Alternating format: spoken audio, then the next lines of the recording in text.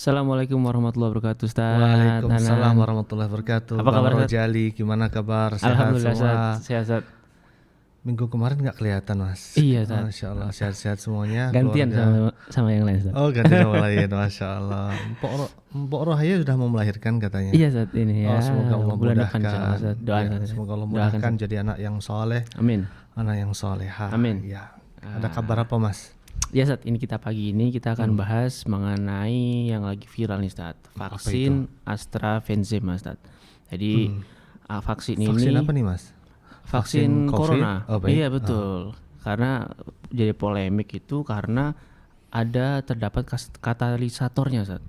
Atau kandungannya gitu seperti mengandung dari enzim babi. Baik. Nah, itu Terus rame gitu ya. terus rame. Ini gimana Pro nih kontra hukumnya nih gitu. netizen. Ada yang bilang boleh, ada yang bilang enggak gitu ya. Nah, sementara MUI mengatakan ini haram memang secara Dengan vaksinnya tegas gitu. mengatakan haram, baik.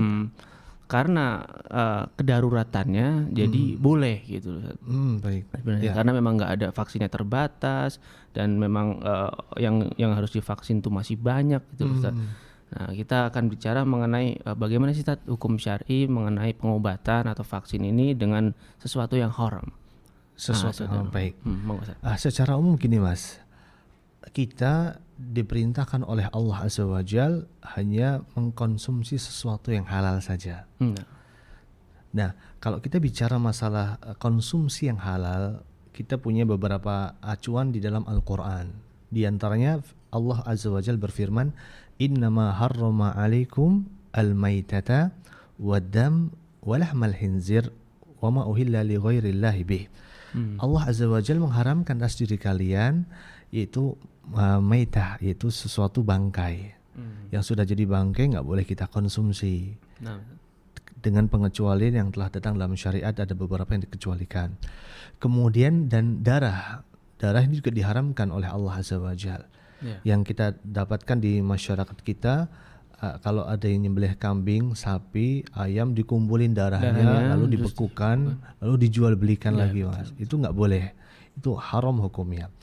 Kemudian di antara yang Allah sebutkan adalah walahmal hinzir, itu segala bentuk yang dihasilkan dari seekor babi, apapun itu beserta dengan turunannya, itu nggak boleh. Ini hukum asalnya. Jadi makanan yang Allah ciptakan untuk kita, Allah sediakan untuk kita itu banyak sekali. Sedangkan yang Allah haramkan sangat sedikit, terbatas itu. terbatas. Termasuk juga dalam masalah pengobatan. Allah jadikan tetumbuhan dan Allah jadikan bagian dari hewan tertentu menjadi obat atas suatu penyakit. Tidaklah Allah menurunkan penyakit, pasti Allah turunkan obatnya. Itu sesuai dengan hikmah Allah Azza wa Jal. Nah, namun terkadang kita bisa keluar dari hukum asal dengan sebuah kedaruratan. Ya, contoh begini. Kita terdampar di sebuah pulau. Di pulau itu tidak ada hewan yang bisa kita makan kecuali hewan buas semua. Hanya ada ular, hanya ada komodo, hanya ada buaya. Sedangkan nggak ada sumber makanan lagi kecuali hewan itu yang harus kita bunuh. Maka kedaruratan ini berlaku di situ. Jadi kita harus yakin dulu apakah betul-betul telah terjadi kedaruratan atau belum. Nah, kembali ke masalah vaksin tadi, Mas.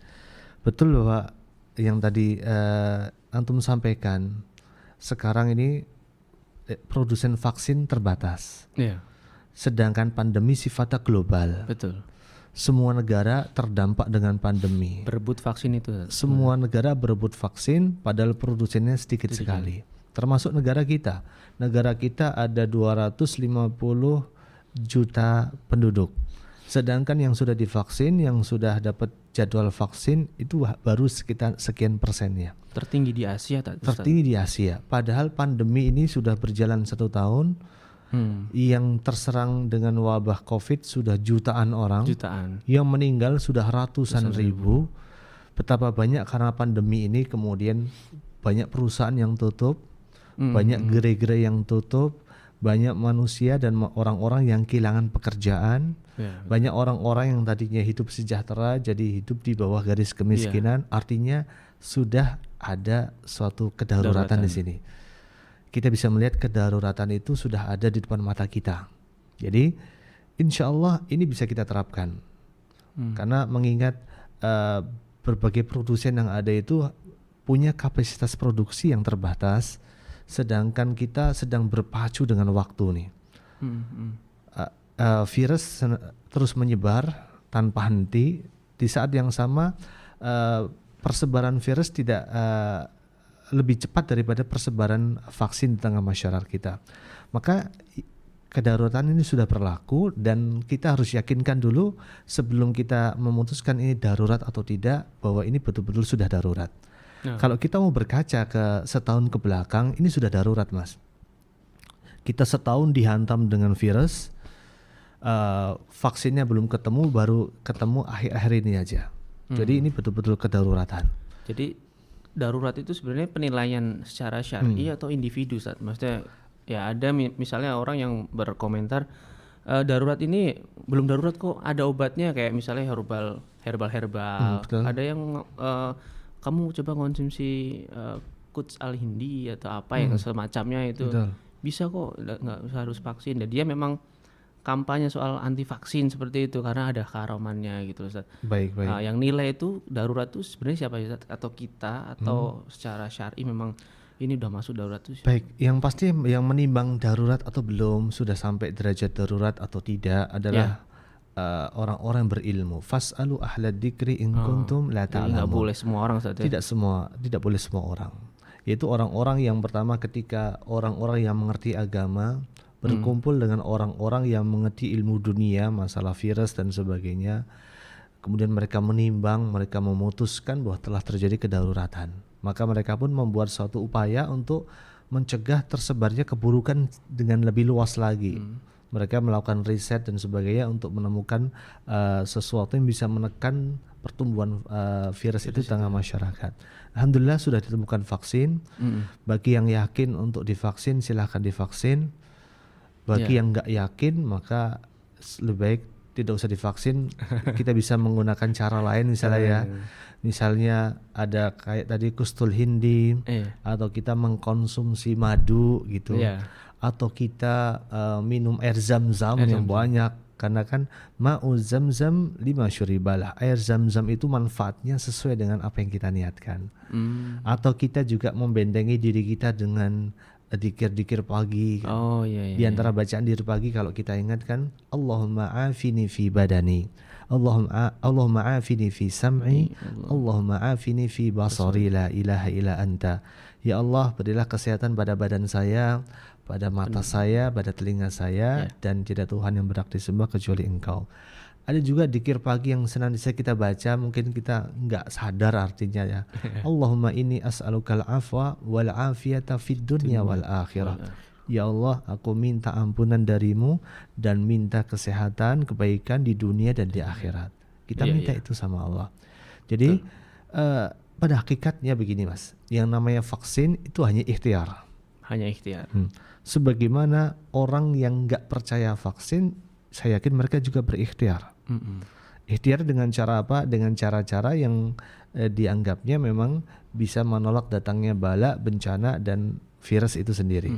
Jadi intinya gini, setiap dari kita punya kewajiban berikhtiar dengan keyakinan kita masing-masing. Yang percaya vaksin silakan vaksin. Yang belum yakin dengan vaksin, ya kita nggak bisa memaksa mereka. Tapi yang pasti kita semua punya ikhtiar agar kita sehat selalu, agar kita bisa beribadah kepada Allah dengan lebih baik lagi, agar wabah ini segera berlalu sehingga kita bisa normal beribadah kembali, bisa normal dalam beraktivitas sedia kala, jualannya bisa laris lagi gitu ya. Terus yang karyawan yang dirumahkan bisa kerja lagi gitu. Karyawan yang sudah di PHK dapat lapangan pekerjaan lagi. Itu aja, Mas. Karena ini kedaruratannya sudah kita rasakan. Banyak karyawan yang dirumahkan, banyak karyawan di PHK, banyak outlet yang kehilangan omsetnya. Nah, itu sesuatu yang tidak bisa kita pungkiri lagi. Jadi polemik haram atau tidaknya karena dalam vaksin itu ada enzim babi gitu sebagai katalisator, sebagai pemantik reaksi katanya gitu ya. Saya nggak paham masalah gitu. Yang pasti bahwa kalaupun itu haram, kita sudah pada tingkat kedaruratan di mana keharaman itu boleh kita ambil. Sebagaimana orang yang dia tidak mendapatkan air untuk bisa mempertahankan hidupnya, lalu dia akhirnya minum air kencingnya sendiri. Sebagaimana kalau kita lihat sejarah para ulama dalam kitab Rijalul Hadis gitu, ada seorang ulama yang cukup menarik perhatian saya. Ulama itu seorang ulama lil hadis yang bernama Imam Ibnu Abi Hatim Ar-Razi. Beliau tercatat dalam sejarah 2 kali minum air kencingnya sendiri, Mas. Saking keras, saking nggak ada bekal. Entah nggak ada bekal atau entah kemudian melakukan suatu perjalanan di mana di situ nggak ada bahan makanan sama sekali. Jangan kita bayangkan perjalanan zaman dulu sama dengan zaman sekarang. Ada warung, ada burjo, ada minimarket, ada yang jual nasi uduk gitu ya, ada yang jual bakso gitu.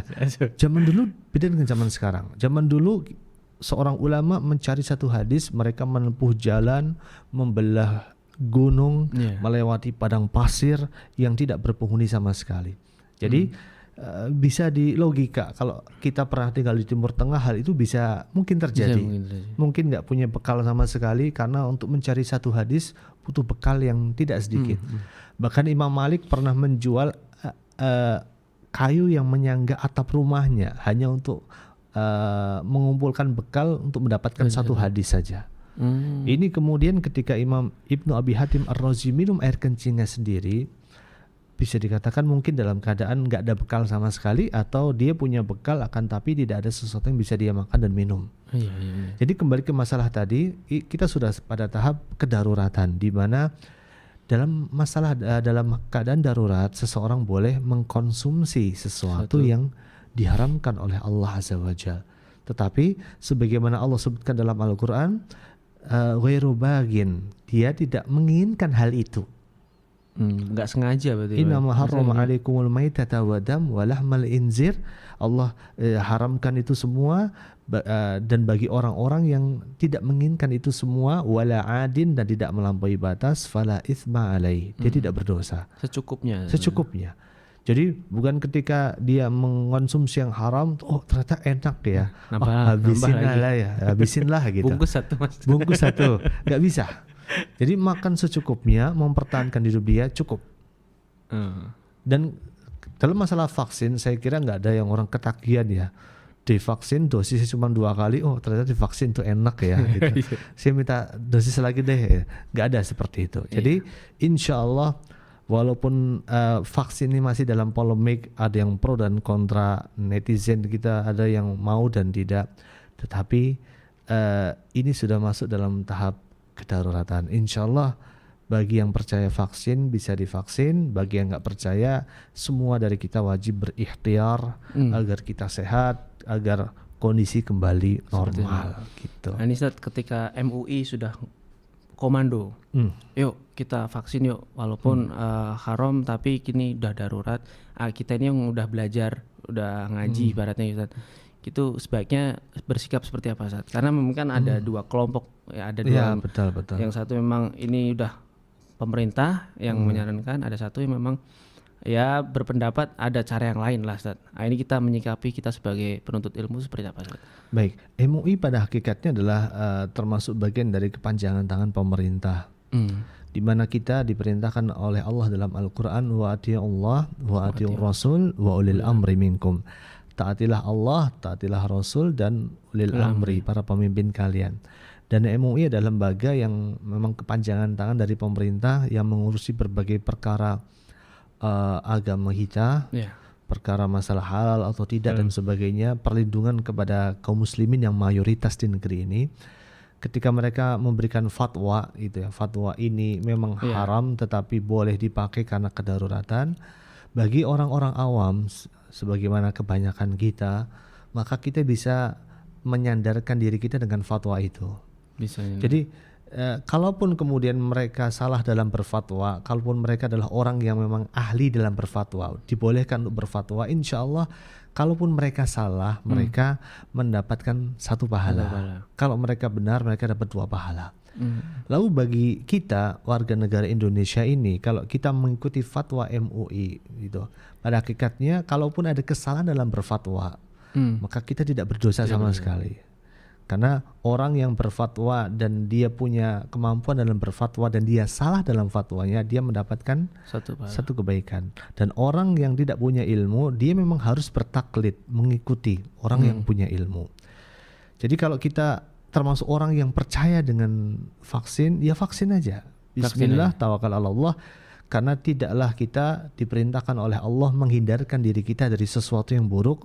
Kita harus mengambil suatu ikhtiar, sebab tidaklah kita ingin mendapatkan suatu kebaikan, kita harus ikhtiar.